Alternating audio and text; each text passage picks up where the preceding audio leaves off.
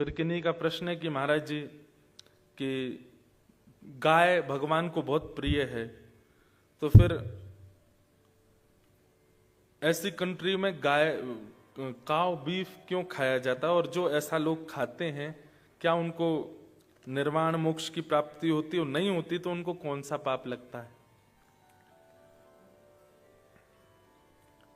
सबसे पहली बात, ठाकुर जी कितना प्रेम करते हैं गैया से।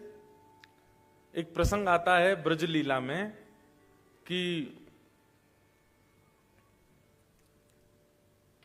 ठाकुर जी गैया चराने की जिद कर रहे थे यशोदा मैया से।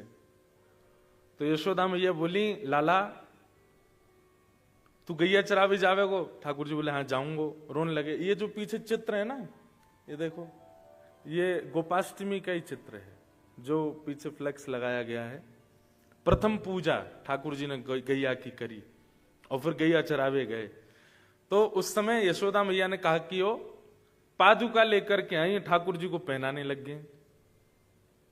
ठाकुर जी बोले, मैया जी कहा कर रही है। तो मैया बोली, लाला तू गैया चरावे जावे को, कहीं तो को कांटे नहीं लग जाएं, कंकड़ नहीं लग जाएं, तेरे पाम बड़े कोमल हैं, पामन में कोई निष्ठुरता नहीं आ जाए, या हमारे तो को पादुका पहना रही हूं।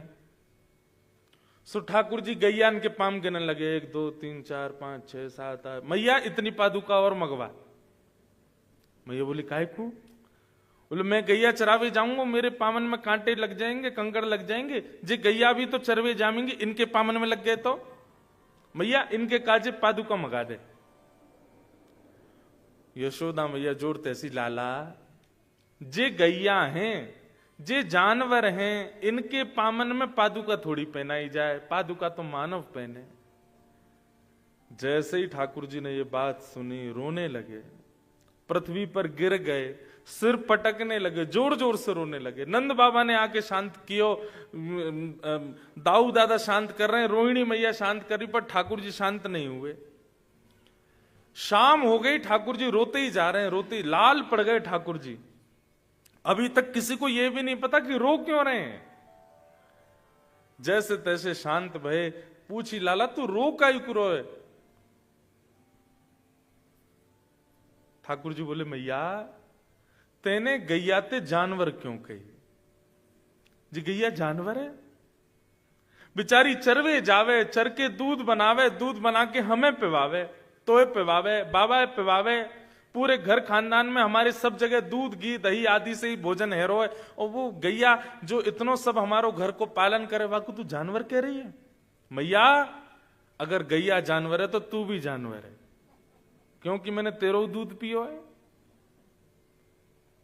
यशोदा मैया ने दोनों कान पकड़े और कही, आज के बाद जानवर नहीं बोलूंगी। तब शांत हुए ठाकुर जी।